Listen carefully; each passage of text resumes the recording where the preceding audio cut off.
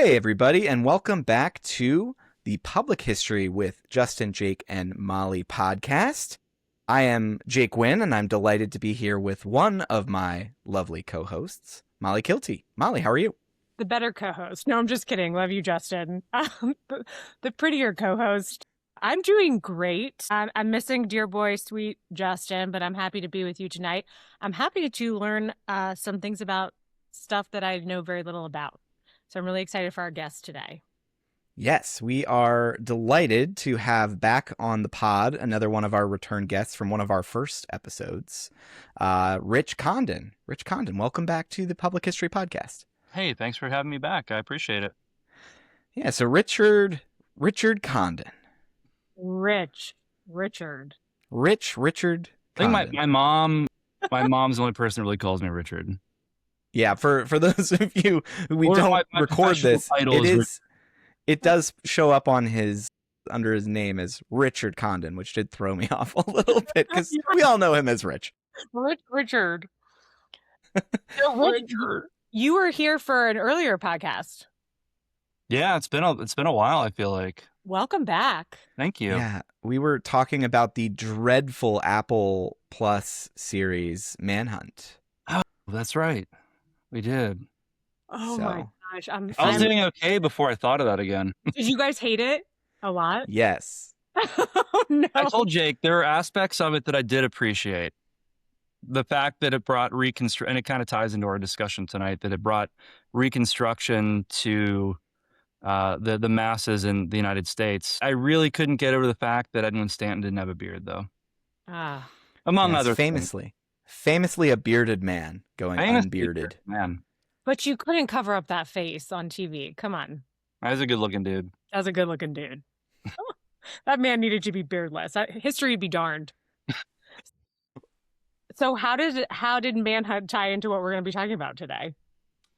Much, of course, the whole series is about the assassination of Abraham Lincoln, the tracking down of John Wilkes Booth, but it also really touches on a lot of the tenets of Reconstruction. Of course, Andrew Johnson famously takes over once Lincoln is assassinated. He has some interesting Reconstruction policy that many folks in Congress, particularly the radical Republicans disagree with. And he famously does not get along with Edwin Stanton either, beard or not. In fact, there's one scene I thought was kind of amazing where Stanton and Johnson are sitting down together, and Johnson says something to the effect of, "Can you talk to me about Reconstruction, or teach me about Reconstruction as if I were a little schoolboy?" And that really stuck with me. Maybe they should have, if they didn't actually have the conversation, maybe they should have had the conversation. But it kind of gets into a lot of the early tenets of Reconstruction. So I think that was pretty important. I would say between that and Free State of Jones in the last couple of years, like the two shows or films that really talked about Reconstruction on a mass scale. Yeah. Yeah, there are redeeming qualities. Redeeming qualities. I will say, just to touch on that little tangent on it, just something that I feel like is kind of relevant. Stanton and Johnson, that relationship kind of leads to Johnson's impeachment, among many other things. But I feel like a thing we haven't seen yet in the 21st century, which I hate the bingo card bit, but you might put it on your bingo card, is like, I feel like we're racing towards a cabinet secretary locking themselves in their office and refusing to leave, which is something that Edwin Stanton did. Oh, sweet. Yeah, I can see that in our Good future. Times. I can see that. Good times. All right. Well, with all that being said, we hope you guys are all enjoying the podcast. If you are, please go ahead and subscribe, give us a rating, review, wherever you're listening to this. We appreciate that. We want to hear what you guys think. We don't have an email yet. Maybe we will at some point. As you were talking, I was like, oh, shoot. Was I supposed to do the email? I can do the email. I'll do the email, guys. Oh, Next time, there will be an email, okay? Hold me to it. Sounds good. And we want to hear what you guys think about the podcast. We enjoy bringing this to you, and we want to hear what you guys think. And yeah, I think there's definitely some opportunities for some interactivity in the future as well. And as already mentioned, we already introduced Rich, but and a little bit of the topic that we're going to be talking about that Rich is going to share with us. We are going to be talking about Reconstruction. And Rich is particularly qualified to talk about this topic. He spent some time in South Carolina at Reconstruction National Historical Site? National Historic Monument? What is it, Rich? Reconstruction Era National Historical Park. It's a mouthful. Thank you. But it did start out as a national monument, so you're right there too. Okay. Yep. I get a little hung up sometimes with like all the parks and their varying names. So apologies. Reconstruction Era National Historical Park, and among many other places where Rich has worked, and a lot of great public history work that he's done, both in person, on site, and writing online for various outlets, including his own Civil War Pittsburgh blog, as well as working with me and Cody Aish and Kendrick Gibbs on Pennsylvania in the Civil War, a blog as well. So Rich and I have been working together for a long time, and really excited to have him on the Public History Podcast to talk about the very, very early stages of Reconstruction. And with that, Rich, I'm going to turn it over to you. Sure. Yeah. So, of course, like we were talking about with Manhunt, we're talking about the early post-war stages of Reconstruction, but a lot of people don't realize that the seeds for Reconstruction are planted as early as 1861. Just a few months after the war started, in fact. Of course, in April, Confederate troops fire on the United States garrison at Fort Sumter in Charleston Harbor, South Carolina. Quickly spirals out of control, and before you know it, there's massive armies being raised north and south. What a lot of people probably could not have predicted was that the Deep South, along the South Carolina coast in particular, would become one of the earliest targets for the United States government. Looking at the South Carolina coast, particularly around Charleston and the South Carolina Sea Islands, a little bit south of there. Of course, there is secessionist sentiment that's been building for many decades. These people have been arguing for secession for a very long time. Eventually, does come to fruition. South Carolina is the first state to secede from the Union in December of 1860.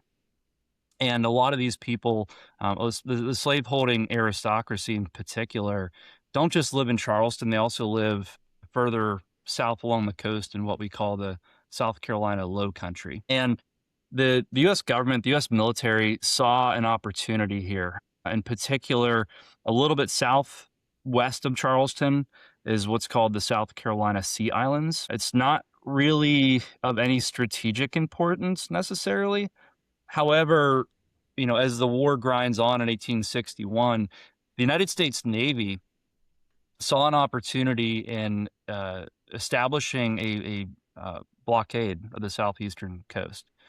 If they can cut off these ports, especially places where, the main crop, sea island cotton, was being sent out and traded with England and France, for example, maybe they can put a stranglehold on the Confederacy here. Maybe they can, of course, restrict any kind of supplies coming into the Confederacy as well. But to keep a blockade running on the southeastern coast, of course, they need a place to refuel their ships and kind of have a center of operations. So they look at this area a little bit southwest of Charleston known as Port Royal Sound.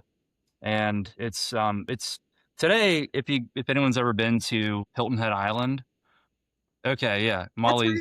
That's our like vacation spot. So that's where we go every year. We go to Hilton Head, then we do a Savannah day each time. I love Savannah so much.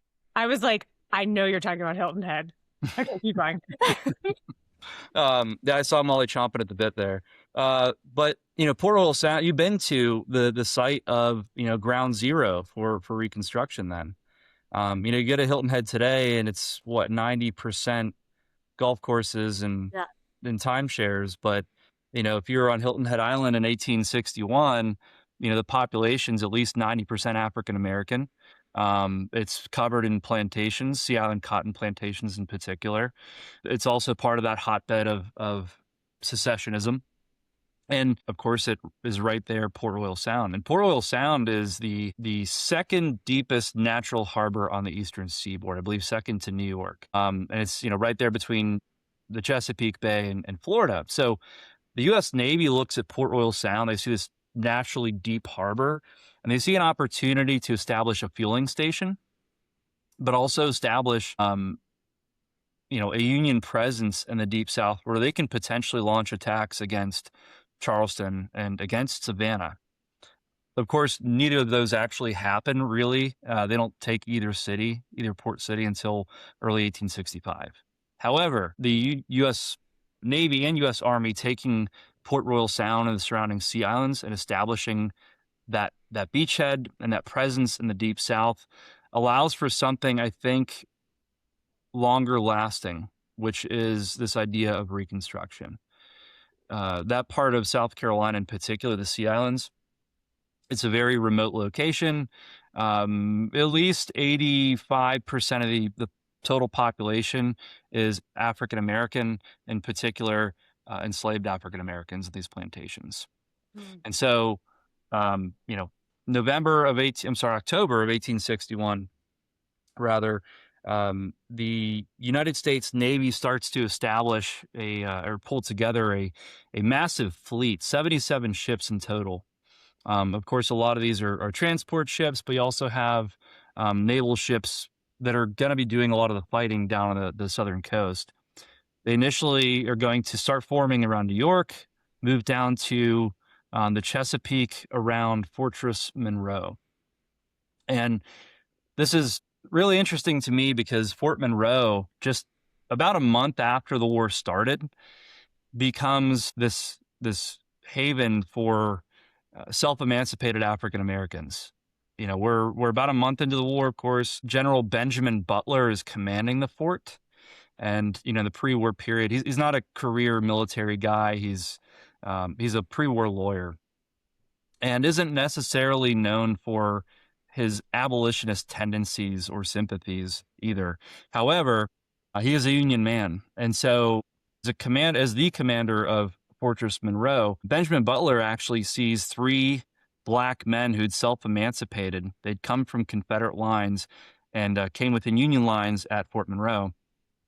And the next day, Confederate officers come to the fort and essentially demand that these guys are returned to them as their, quote, property. The 3 guys that arrived at the fort had found out they were likely going to be sent to South Carolina to also work on fortifications. And something clicks for Butler that, if these guys who are considered, quote, property are being used against the United States government, then the United States government can confiscate them. And he's going to call them, quote, contraband. And, of course, if these guys are considered property in the eyes of the law, and they're going to confiscate them, they're going to confiscate this contraband. The state of Virginia, of course, can't request these guys back. They had seceded from the Union shortly beforehand. And so this kind of sets a precedent, really. After these 3 guys escape and they find, safe haven within Union lines, dozens and eventually hundreds of more people are going to self-emancipate and head out to Fort Monroe and what we know as Point Comfort. Ironically, it's where some of the first enslaved Africans had arrived in 1619. So things are now starting to be turned on their head. Where is Fort Monroe? Where are we now? Is it Fort Monroe in Virginia? Virginia. Okay, got it. Yeah, so it's where that it's project. Yeah, no, I was gonna say it's right where the Chesapeake Bay opens into the Atlantic, as well as where the James River dumps into the Chesapeake. So Fort Monroe is right across the water from Norfolk, Virginia, like Newport News area at the bottom of the Virginia Peninsula. I will also add in this story in particular, Rich, the one that you just mentioned about Ben Butler and the 3 men that come into Fort Monroe, which then becomes kind of known and is known now as a National Park Service site is Freedom's Fort. It was one of the subjects in a book that really, I would say, inspired my interest in Civil War history as an adult, which was 1861, The Civil War Awakening by Adam Goodhart, who it's a book that I would recommend. It tells the story of the first year of the Civil War, and that incident in particular plays a really big part, and has been, I think now it's getting its full recognition, but that moment, a month into the war with those three men, it sets a precedent that's going to change the course of American history, and it's really going to change the course of history for the folks living down in the Sea Islands of South Carolina. Yeah, I'm glad you brought that up too, Jake, because you'll notice as you look through the historiography of emancipation, especially I would say in the last 10, 15 years, this case of Butler declaring these three men to be contraband and subsequently all the people that follow them has become a closely studied case for emancipation on a broader scale. And, I think it also, like I said before, it kind of sets a precedent for the guys who are about to head down to South Carolina from the Chesapeake, from around Fort Monroe. So, when this flotilla of 77 ships and nearly 13,000 soldiers from the United States Army are about to go to South Carolina, they're taking this concept of, quote, contraband with them. Even though the U.S. Navy is not really going to South Carolina on a liberation mission necessarily, that's what it becomes.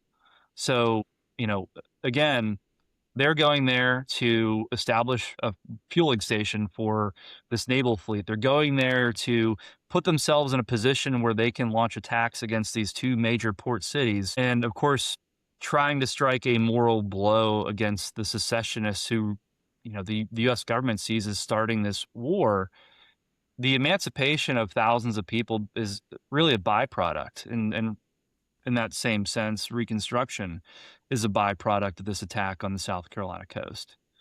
So it's really interesting how everything kind of lines up ultimately to allow for the immediate emancipation. I don't know if I'd call it emancipation necessarily, but the liberation of almost 10,000 people in November of 1861. This, 77 ship fleet takes off from the Chesapeake in late October.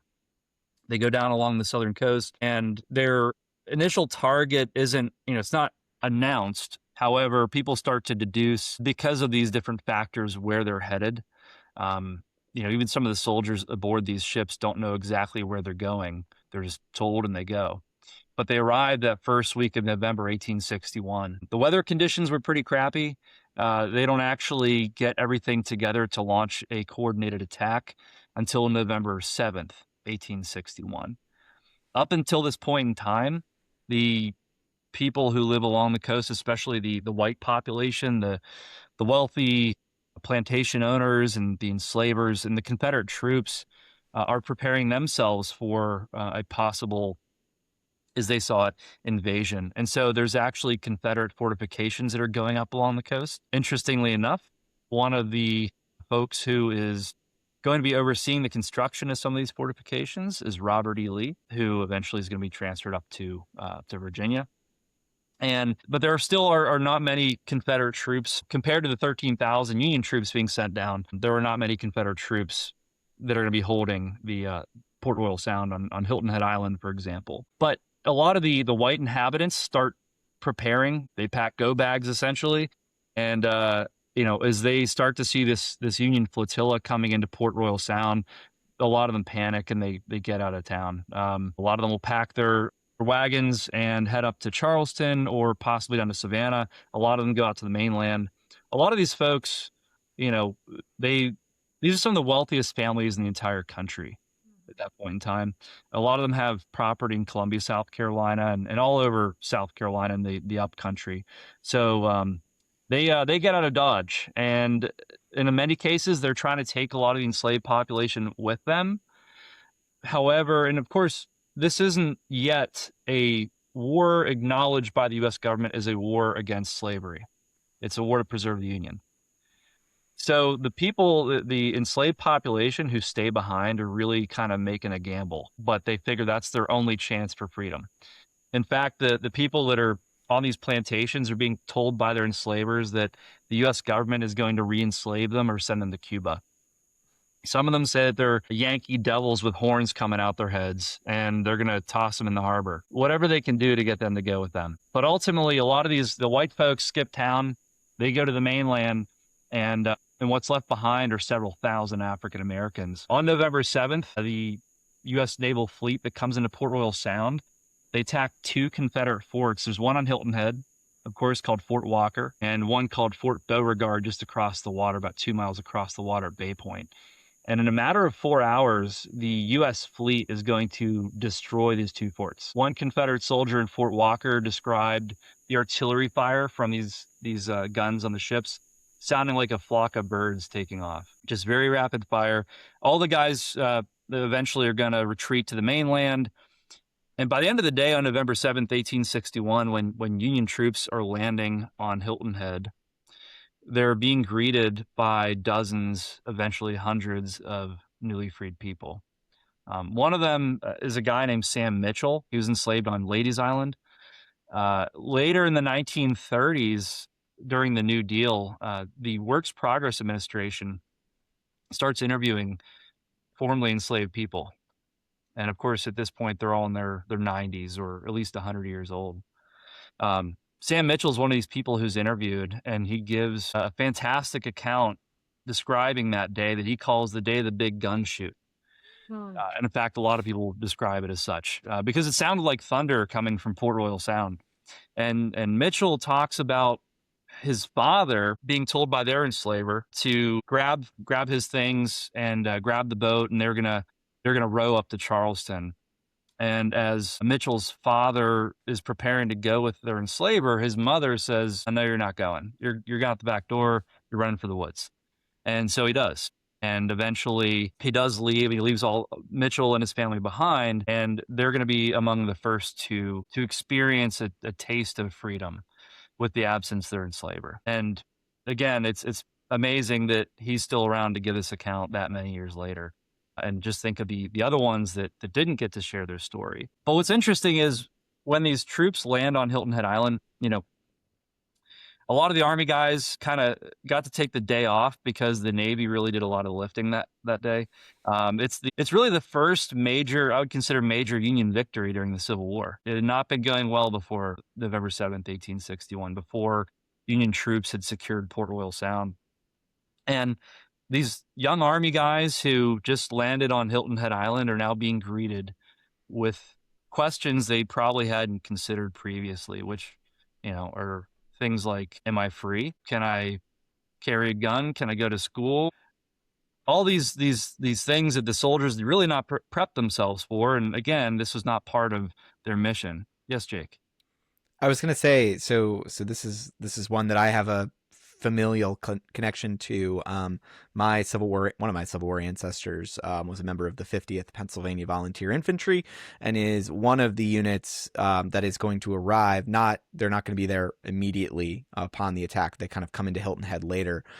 But I just think of it, I've oftentimes thought of his experience there. He was a German-speaking farmer in kind of Pennsylvania Dutch country, the grandson of a Hessian soldier who settled in Pennsylvania after the American Revolution, and kind of goes off to join the fight for the Union, to save the Union, because in a way he's kind of, showing that he's an American, a real American, even though his grandfather had tried to kill the revolution. And so he's trying to prove it. He leaves behind letters, but nothing really gets to that experience of what it would have been like for him as a German-speaking Pennsylvania farmer showing up in South Carolina and coming face to face with chattel slavery like this, and with these freed people. One thing he does do is he does send some cotton back to his wife Elizabeth back in Higgins, Pennsylvania, and says, "Hey, should try growing this." And of course that doesn't. I'm sure that'd work out pretty well in Pennsylvania.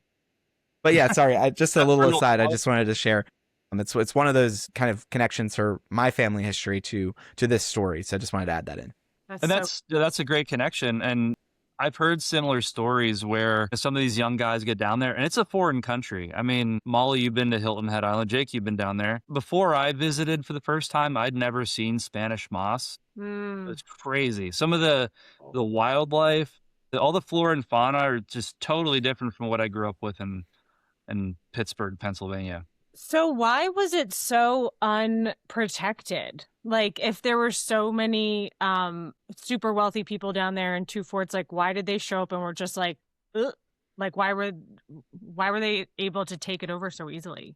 So most Confederate resources are focused around Charleston and Savannah. Again, they didn't really see Port Royal Sound necessarily as being strategically important. And of course, a lot of other Confederate resources, even South Carolinians, are focused up in Virginia. You know, what they see is kind of the main theater of the war at that point. So really, that all contributes to them essentially being caught with their pants down. And again, even throughout the rest of the war, there are small, very small attacks that are staged against the Union presence there. You know, there's still small bodies of Confederate troops in the mainland that essentially are a thorn in the side of U.S. troops, but there are never really any large coordinated attacks against Union troops on the South Carolina Sea Islands once they arrive there. You know, U.S. troops kind of creep up the coast to Charleston, and of course they're still blockading the port city, and they establish themselves in places like James Island and Morris Island. But again, they don't really successfully enter the city of Charleston until early 1865. The same goes for Savannah after William Tecumseh Sherman's army arrives on the coast. So all of these like young army guys come off, and the German from Pennsylvania, Jake's ancestor, and all of these now, are they considered freed slaves? Or like, what are we going to do? And they have no, like, what do they say to them?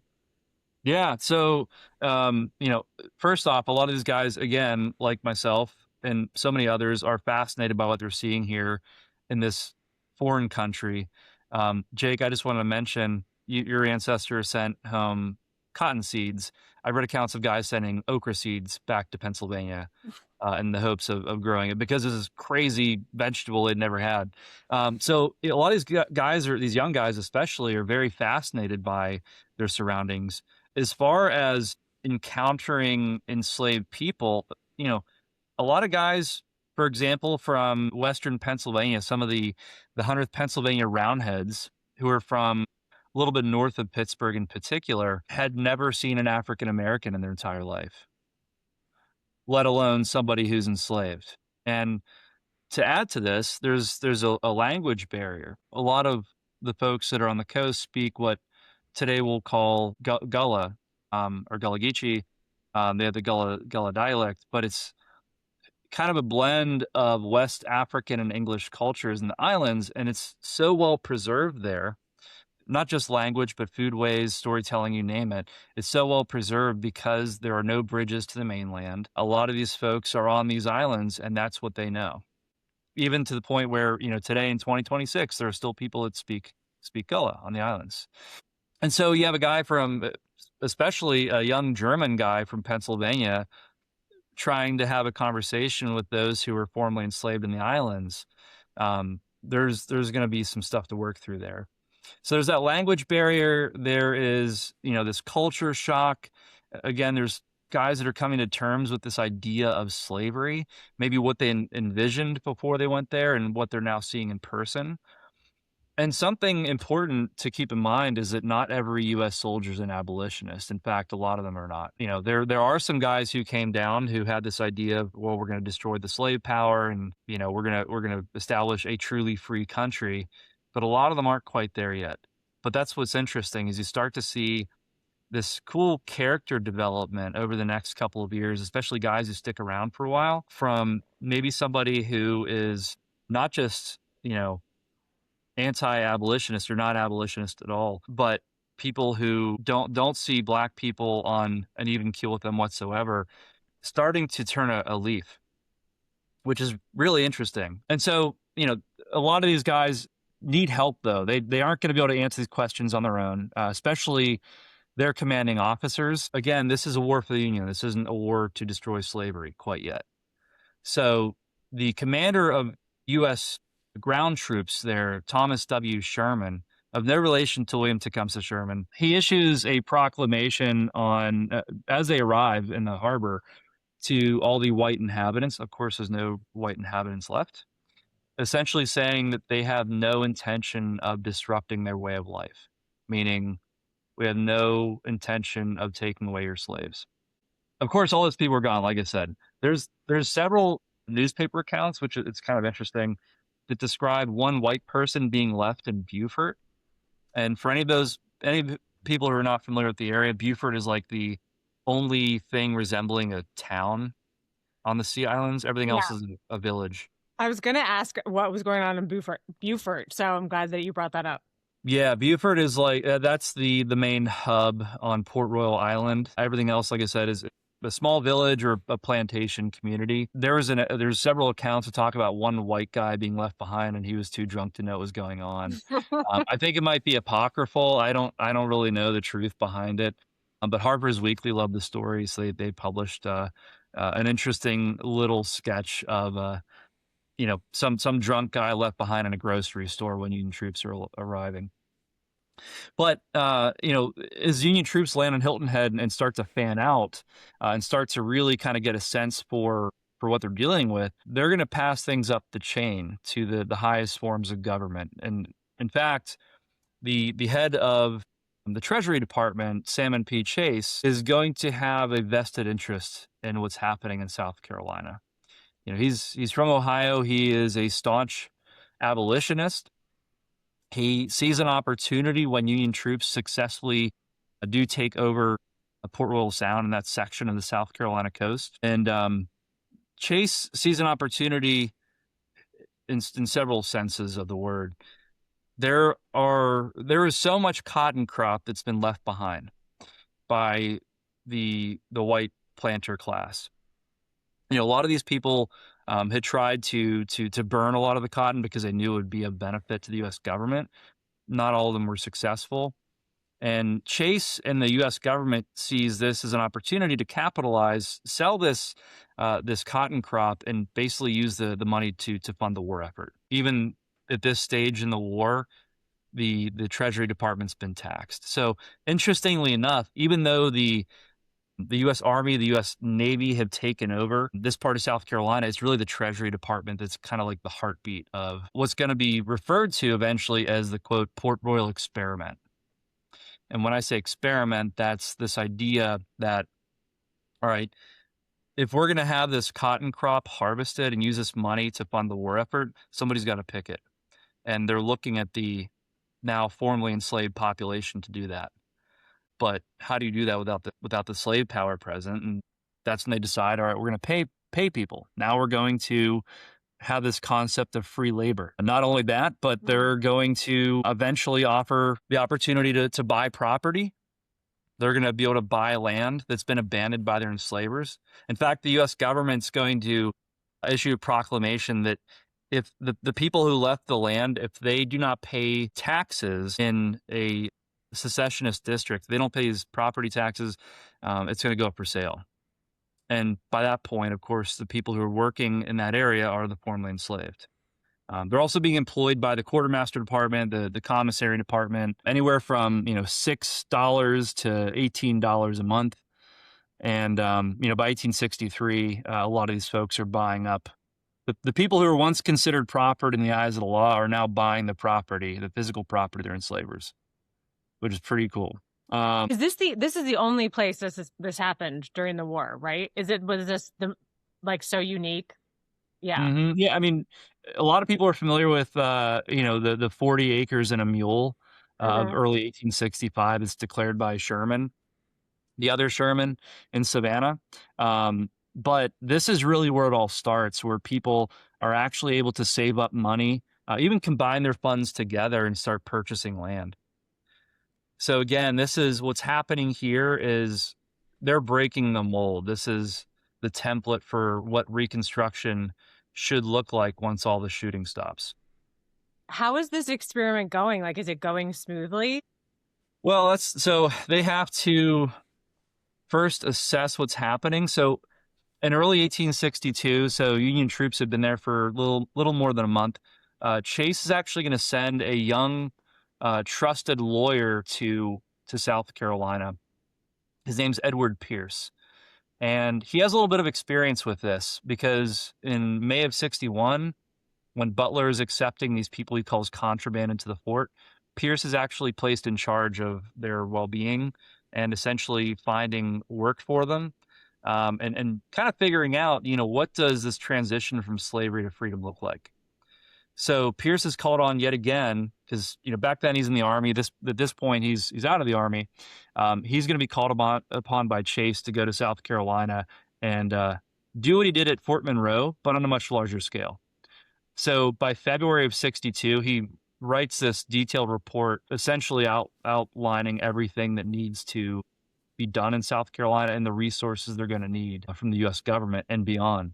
So what this prompts actually is a call for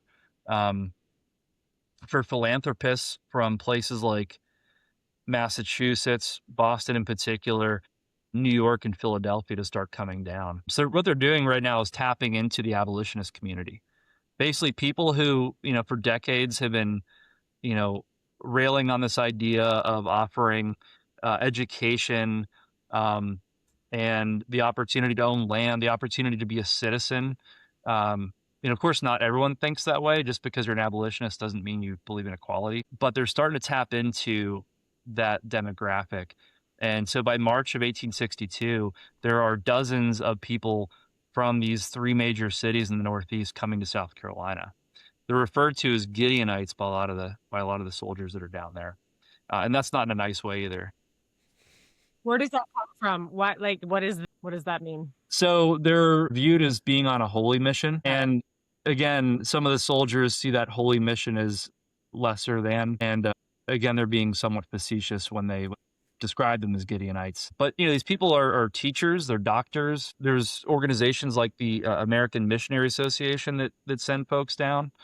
Some of the more well-known people that come out of this bunch are Laura Town and Ellen Murray. They're two white ladies from Philadelphia. Actually, Laura Town's from Pittsburgh originally. I always like to make that known. And they come from Philly, and they establish one of the first freedmen schools in the region, which is called Penn School. And they're both Unitarians, and I believe by the summer of 62, they established Penn School on St. Helena Island and start inviting some of these formerly enslaved people in. Pennsylvania's got some good people, huh? We have some good people, I think. Right, Jake? That's what I hear. I guess we're okay. We're all right. They established a school. And of course, there are others in the area just like it that are being established. So there's this idea of education that's being promoted in a place where it was mandated by law, or prevented by law, rather, for them to learn how to read and to write. And a place where it was illegal for several black people to gather in the same place without a white man present. They are now erecting churches or taking over churches where they had been shoved up into the second level previously. Like I said, they're now being paid wages. They're having the opportunity to purchase land. So all these things that really nobody could have imagined months earlier, this place where, secessionism had taken root and the slave power were looked on by others as gods, it's being flipped on its head. And now and I always like to say, where the rotten crop of secession had sprung up, it's now died and the seeds of Reconstruction are being planted. Poetic. Ooh, that was good. And, what I think is really cool is, today in 2026 even, there are descendants of the formerly enslaved who still own a lot of these properties that they had purchased through these auctions. It's also heavily contended. I mean, it's been in the news in the last couple of years. In particular, people not just in South Carolina, but especially coastal Georgia, a lot of these people are being pushed out of this ancestral land, this land that was obtained during the Civil War and Reconstruction. So it's still very relevant today. And we have to keep in mind that up until January 1st, 1863, these folks are not considered free or really technically emancipated. They're, again, still considered contraband. they're still living in this weird gray area or freedom purgatory, really. And it also, even with the Emancipation going into effect in January of 1863, this is all dependent on the United States winning the war. So even though there's a Union presence in South Carolina, and a lot of the formerly enslaved are protected by U.S. troops, does not mean that that's the end of it. And that's something that's always in the back of their minds. Yeah, like living in the worst kind of limbo. You mentioned that some of the military guys that went down are not necessarily abolitionists, like they came down with the Union first in mind. And then you said they kind of later became maybe their hearts and minds were changed. Are there accounts of that? Like, do you have examples of that, them changing their tune and becoming more freedom fighters? Yeah, and again, people are complicated. Not everyone changes their tune. Some people are the same bigoted person that showed up on the shores of Hilton Head in 1861. But one particular account that sticks out to me is from the summer of 1863. And, just about a year earlier, the commander of what will become known as the Department of the South, a guy that I've come to kind of admire, his name's David Hunter. He is a hardcore, staunch abolitionist. The previous summer in August of 1861, was under the command of a guy named John C. Fremont in Missouri, who tried to declare all the enslaved people of Missouri free. Of course, again, at that stage in the war, this is not a war to abolish slavery. It's a war for the Union. Hunter is going to end up in South Carolina in March of 62. So about the same time that the quote Gideonites end up on the coast, so does David Hunter, and he's appointed command of the Department of the South, and they're going to be headquartered on Hilton Head. When he arrived there, he already had this idea that he wanted to start recruiting from the black male population to start a regiment of black soldiers. And what do you think is the biggest fear of any white plantation owner anywhere in the South? Armed with gun. Yeah, armed or black any kind of weapon. Yeah. And Especially trained, especially, by the federal government.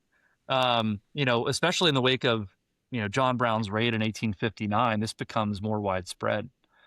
But David Hunter comes down. He has this idea. He wants to start arming the formerly enslaved population. And so, after the capture of Fort Pulaski at the mouth of the Savannah River, a month after he takes command, he's going to declare all the enslaved people on Cockspur Island, where Pulaski is established, to be free. So it's kind of what we're seeing in August of 61, where people are being declared free, not without the authority of the president or the federal government at its highest power. A month later, after the capture of Fort Pulaski, Hunter kind of pushes a little further, and he issues orders declaring all people that are formerly enslaved in his department to be free. So by this point, that means the people who are in Union-occupied South Carolina, Union-occupied Georgia, Union-occupied Northeast Florida. And with that, he also starts to send armed troops out to places like St. Helena Island and Port Royal Island, Ladies Island, and they start to actively recruit African-American men for what he's going to call the 1st South Carolina Volunteer Infantry. And, he's already ordered weapons. He's ordering uniforms. He's thought this out for some time. And just a few weeks later, Lincoln, of course, hears about it. He actually hears about it through Northern papers. So Hunter doesn't even have a conversation about this. And Lincoln basically says, nobody has any authority to declare anybody free because we haven't done that yet. That's not a thing. And so he really doesn't recognize what Hunter's done. And essentially, Hunter's going to start to disband some of these guys. I have a point to the story, I promise. He disbands them with the exception of one company of men, about 100 guys from around Port Royal Sound, Company A of the regiment. In late 62, they're going to re-recruit this regiment with the permission of Edwin Stanton and by proxy Abraham Lincoln. And by January of 1863, it's a fully formed regiment, almost 1,000 guys, not at least 99% formerly enslaved. And so this idea of having a full regiment of formerly enslaved men armed and trained and ready to go has come to fruition. U.S. soldiers, white U.S. soldiers, have varying opinions of this. I've read some accounts that are all for, the black man putting on a uniform and fighting what is now, of course, by January of 63, being written as a war to destroy slavery. They think the black man, of course, has just as much skin in the game as anybody else. And by June of 1863, there's an account where the 1st South Carolina are on a picket line on the north end of Port Royal Island, and there's a changing of the guard. So the white regiment who's there, they're swapping out for the black regiment, the 1st South Carolina. And one officer says something to the effect of, what are your thoughts on black soldiers in uniform? He doesn't say black, of course, says something else, much harsher. And the other officer says, well, they have as much of a reason to be here as we do.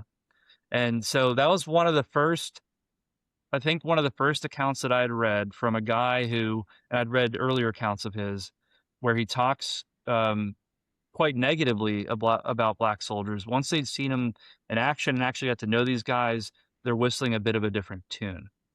One of the first officers to lead black soldiers into combat in November of 1862, he's Lieutenant Colonel of the 48th New York Infantry. And he was vocally against black men putting on the uniform as well. And after this expedition to Du Bois Sound and the Georgia coast, he describes, black men going down there. I think they left with 60-odd guys going along the coast and liberating people on different plantations. And it, in his words, put a rifle in the hands of these newly freed people.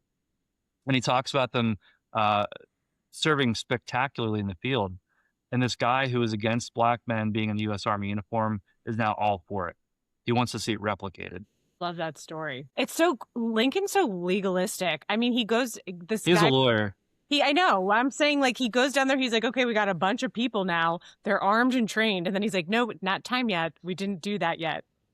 Lord love him, but come on, just turn a blind eye. Just be like, do what you do down there. It's working.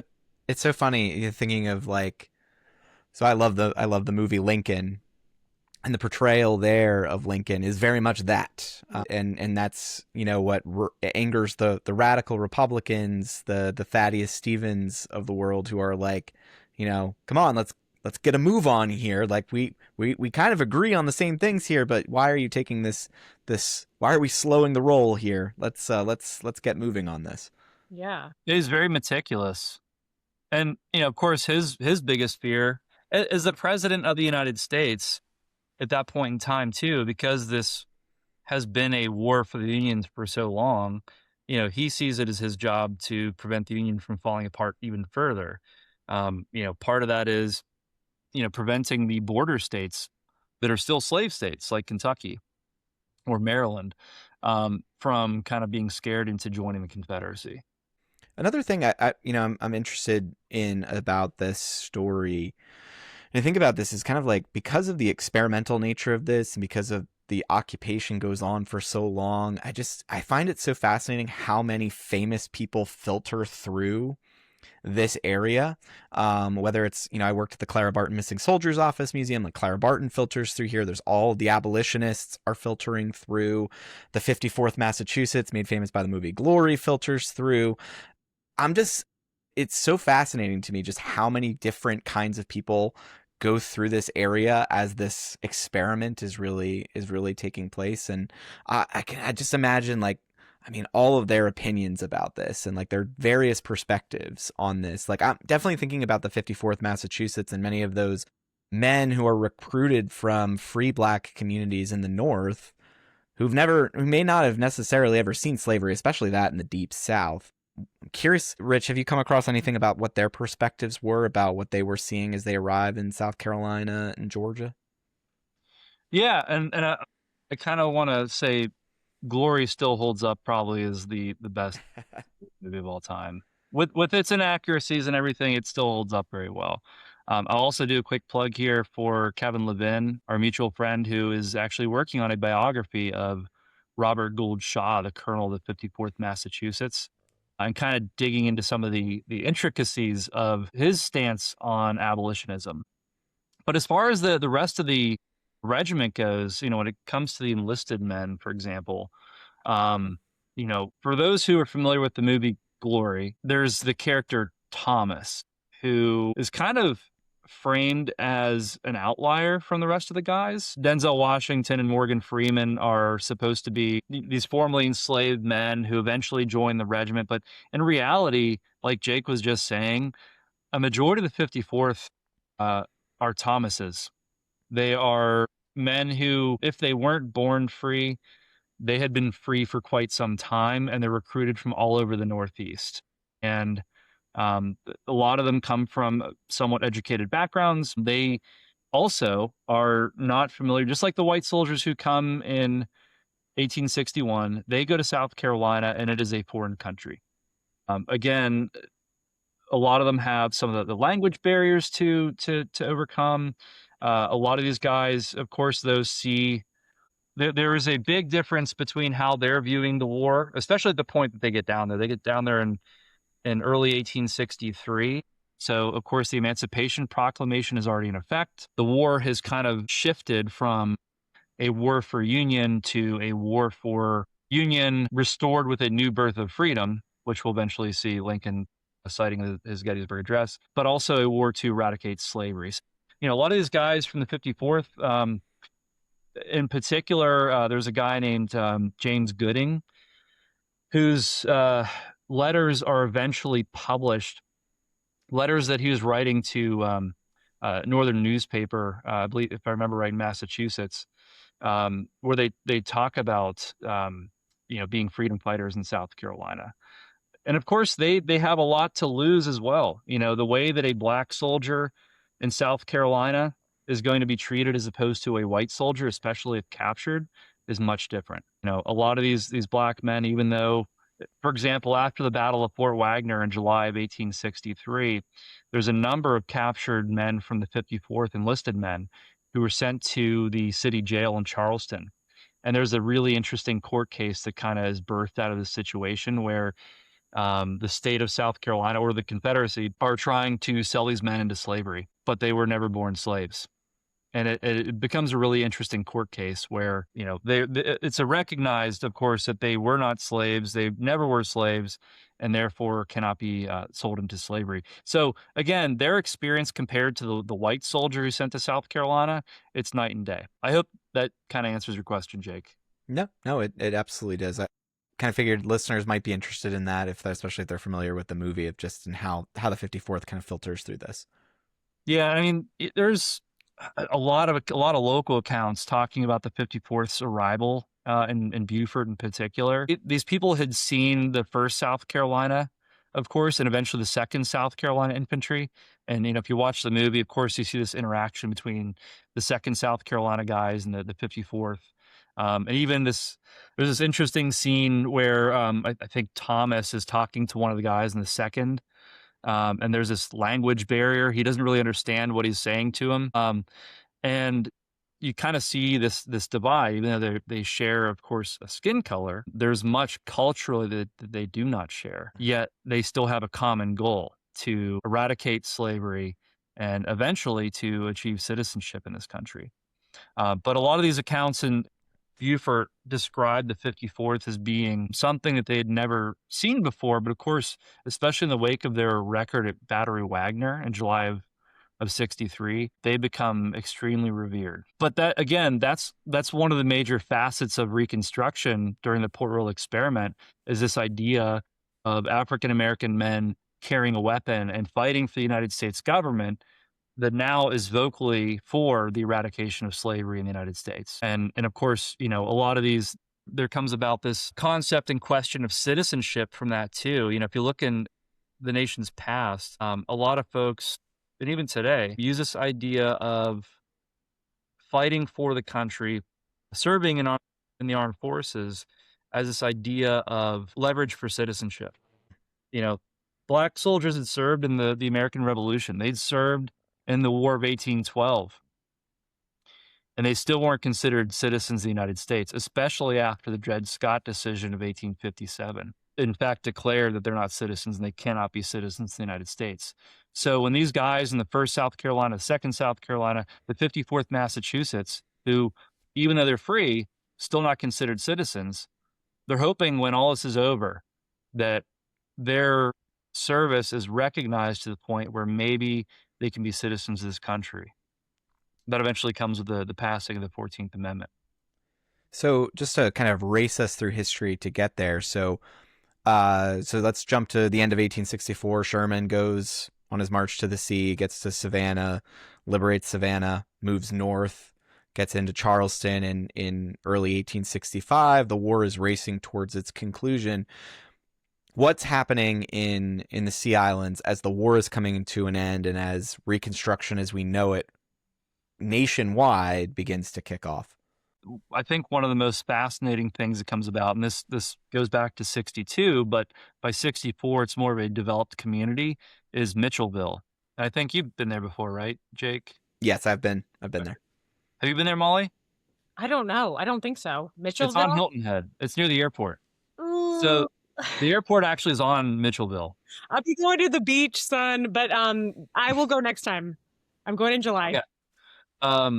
So Mitchellville is a large community that was on the Drayton plantation, and it's really the kind of first sustained community that's maintained by formerly enslaved people. They're electing officials.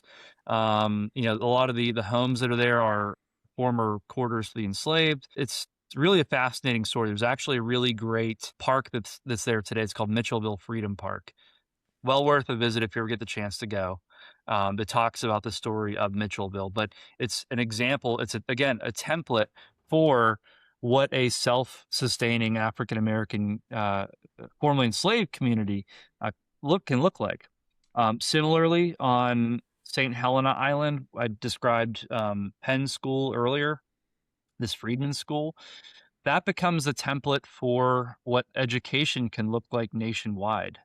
By early 1865, by the point that, Sherman has already gone through Savannah, he's about to make his push up to the Carolinas. One of the members of that army, General Oliver Otis Howard, is going to make a stop out on St. Helena Island. And in fact, he visits this new schoolhouse they just built on St. Helena Island. And he sees what great work has been done between these educators, Ellen Murray and Laura Town, and the scholars that are in their classroom, that he takes this idea and runs with it. Not too long after the trek through the Carolinas, Howard is actually appointed in March, April of 65, appointed commissioner of the Freedmen's Bureau. And so in that position, Howard starts making the calls for really what the organization is going to be doing. And among those is establishing schools for formerly enslaved people in the former Confederate States.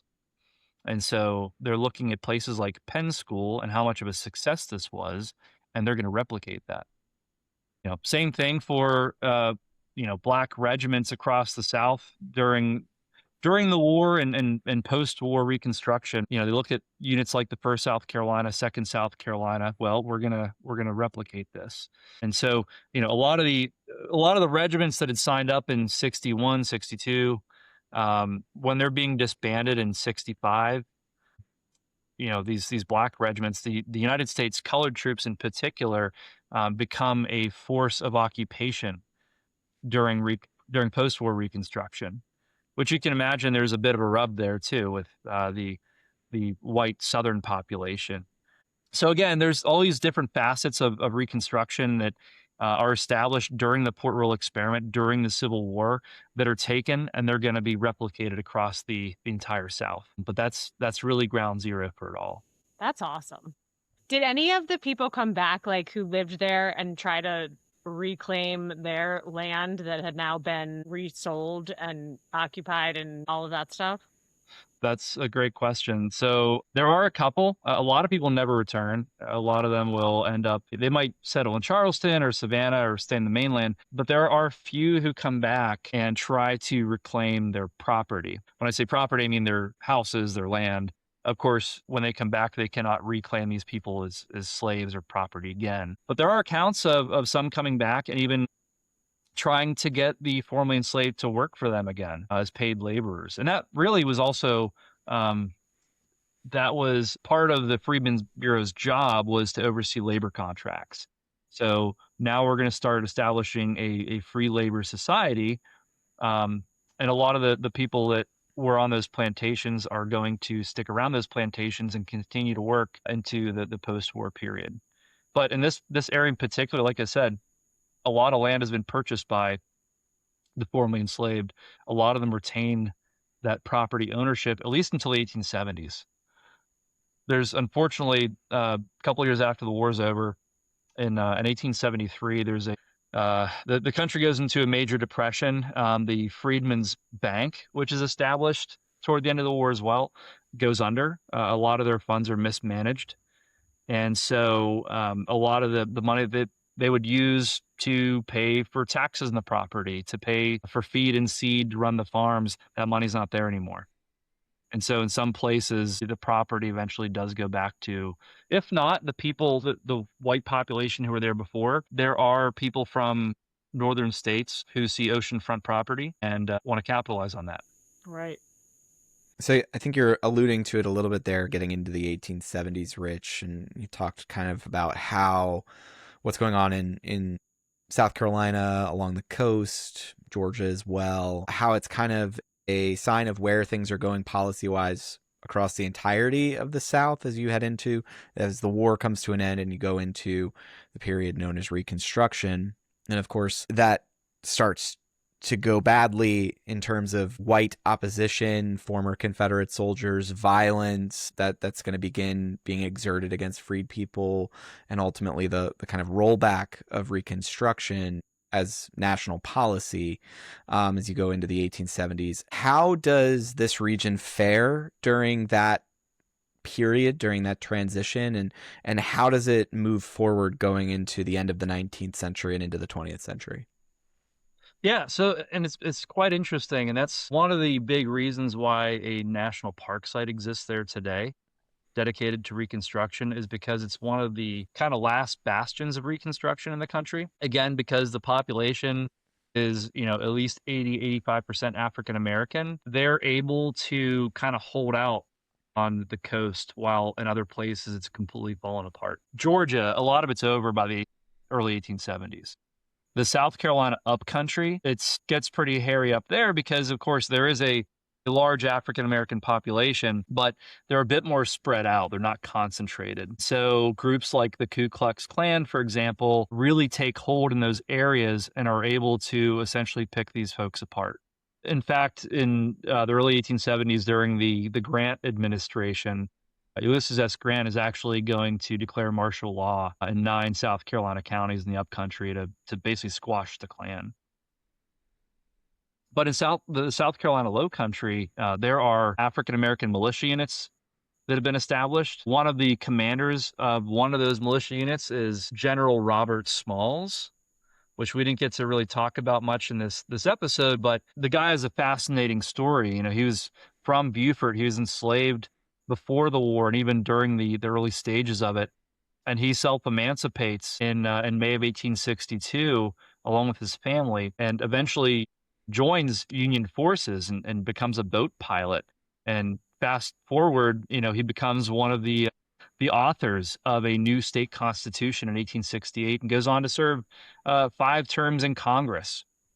He's going to be commanding black militia in Beaufort County, South Carolina, to prevent things like what's happening in the upcountry happening in the South Carolina Low Country. So again, while Reconstruction looks different in other places, it still remains pretty strong in Beaufort, even into the latter 19th century. Now, eventually, it all does come apart. With the 1876-77 election of Rutherford B. Hayes, you have this compromise where, up until that point, really, a lot of folks, white Northerners, had essentially decided that Reconstruction is done.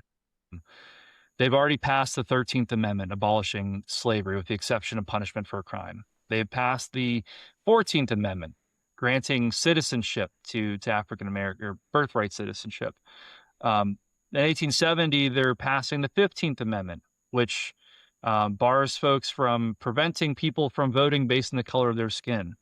So they see these three Reconstruction amendments, which are still just as important today, as being, the kind of finishing stroke for Reconstruction. And a lot of folks have lost interest. Not to mention the fact that you now have white Southerners kind of taking back power. A lot of them are eventually being voted back into office. People like Alexander Stephens, who was the vice president of the Confederacy. And when Hayes is elected in this very contended election, he essentially agrees to pull whatever Union troops or U.S. troops out of the American South, and essentially leaving states to their own devices. And of course, by this point in time, who do you think is back in power in a lot of these southern states? A lot of the old slave power. And so, by the 1890s, for example, or 1880s rather, we're in the Jim Crow era is in full swing. In South Carolina in particular, 1895, another state constitution is drafted and put into effect, essentially nullifying that 68 constitution, and making African Americans second-class people again, stripping a lot of folks of the right to vote, and finding ways to essentially circumvent some of these the Reconstruction amendments that were passed in the wake of the Civil War. And that takes us into the early 20th century. Eventually, a lot of people do leave the area. The industry is totally different. Of course, the cotton industry was non-existent by the early 20th century, not just because of the absence of the institution of slavery, but you had natural disasters that led to that as well. A lot of people start to flock to major cities. Eventually, by the 1930s, you had the Great Migration into these northern cities as well. And I think one of the big changes really comes in the 1940s when, just because we're talking about Hilton Head earlier, you start to see easy accessibility to these islands. There's a bridge built to Hilton Head Island, for example, and a lot of these plantations in places that were owned and operated by African Americans and African American farmers start to become these resort sites. And so a lot of this history, I think, too, starts to, for people that didn't grow up there, it starts to get lost. This might be an obvious statement, but we really whiffed Reconstruction. Am I right? I mean, how did people lose interest after the 13? They're like, oh, we did it. It was 10, 15 years later. There's a huge civil war. We got to work on this for a long time. Why did we lose interest? This is gonna sound. No. That's a really good question. But I think for a lot of people that claim to never forget, we have a country full of people with amnesia. We forget things all the time. And, it could be said too, several historians argue that Reconstruction maybe never ended. Maybe it's still happening. Other historians argue that maybe it happened in three phases, that, the initial phase of Reconstruction was after the Civil War to 1877. And then second Reconstruction was the Civil Rights Movement. And the third Reconstruction we're experiencing right now. Maybe it began with the election of President Obama to office, and it hasn't stopped. So, again, it's very interesting that the parameters for Reconstruction, while we effectively, or Congress effectively, passed the 13th, 14th, 15th Amendments, there's many things that are left to be, that have not been delivered upon. There's a lot of promises of Reconstruction that had not been realized. And I think, especially in light of what today is, Martin Luther King Day 2026, one of the things that this guy talked about so much in the 1960s is the hope that those realizations of Reconstruction might come to light. And, you have to think about, even if they didn't come about in the 1960s. They weren't realized in the 1960s. Have they in the time, say, since MLK died or was murdered? Yeah. Molly, to your point about, how did this all go awry? I just think, and listeners to this show and people who know me personally know that I get on my lived memory soapbox quite a bit, about what happens when you lose lived experience and when lost memory. Of course, in Reconstruction, it's much quicker than that by the time you get to that 1877, 1878. But just think of all of the death and suffering that happens during the war years, and then all of the investment that's going into that. It's kind of speeds things up. But I will say right now, as Rich mentioned, Martin Luther King Day, I will say that I see that lived memory slipping away from the civil rights movement, and I feel like we're going back into we're trending backward in areas where the civil rights movement made gains, the first gains of which we had seen since Reconstruction itself. And I'm afraid we're going to be entering into a period of, fighting again about these rights that have been the same, again, arguments over the 13th, 14th, and 15th Amendments, and other subsequent amendments, giving other people rights that have followed in the 20th century. I think that a lot of people in this country have become very jaded. Others have become, there's just a lot of knowledge that doesn't exist or is ignored about what our nation's past really is, and it's been lost in favor of, rah patriotism that doesn't necessarily, reflect the realities of the pretty awful things that have happened in this country in the past and the incredible people who have fought to make things better. Well, and think about, too, how Reconstruction has been taught or not taught in the time since it ended. Looking particularly at the end of the 19th century, early 20th century, just as it was ending, just as Jim Crow had really taken root, you start to see scholars interpreting Reconstruction as an absolute failure and calling that failure, or blaming that, what they see as a failure, on African American politicians, like people like Robert Smalls, for example, saying they're incapable of running a government or running a country, let alone their own community. When in reality, Reconstruction was defeated. It wasn't a failure. Right. If Reconstruction had continued unimpeded, it would be one of the greatest success stories in this nation's history. I mean, think about if they had just taken all of the lessons learned, and like you said, Rich, you told a great story. First of all, I never knew that story. I'm going to Mitchellville. I feel like what is it, Mitchellville?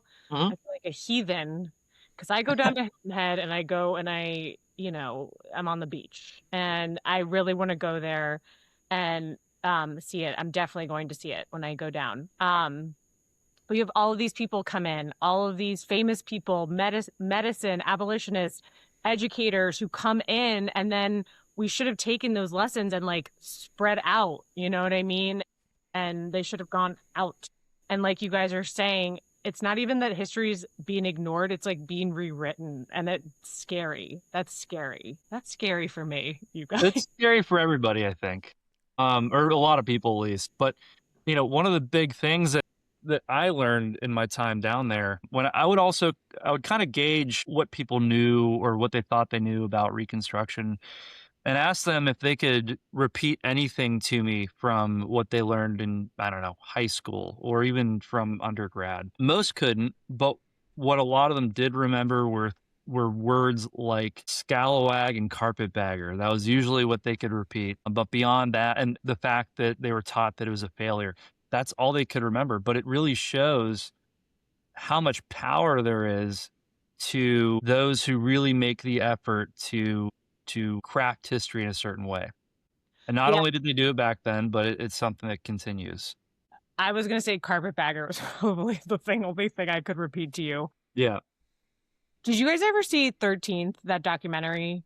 It's Ava I forget. I never know how to pronounce her last name. It's been a while, but yes. Yes, I have as well.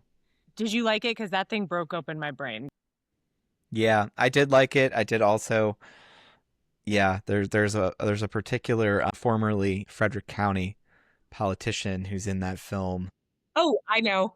quite prominently that I was like, I literally openly gasped. Yeah, me too. When I saw it, because it's like he's anti 13th Amendment basically in the film, and it's just like, okay, cool. Yeah, I first saw it when it came out in, what was it, like 2015 or 2016, and it broke my brain because I wasn't taught. What you just said, Rich. You're taught. I remember Carpetbaggers. I remember that Reconstruction failed because it didn't work. And it broke up my brain. And then I saw it again. I rewatched a bunch of stuff this past year in the very optimistic 2025, and I saw that politician, and I also gasped.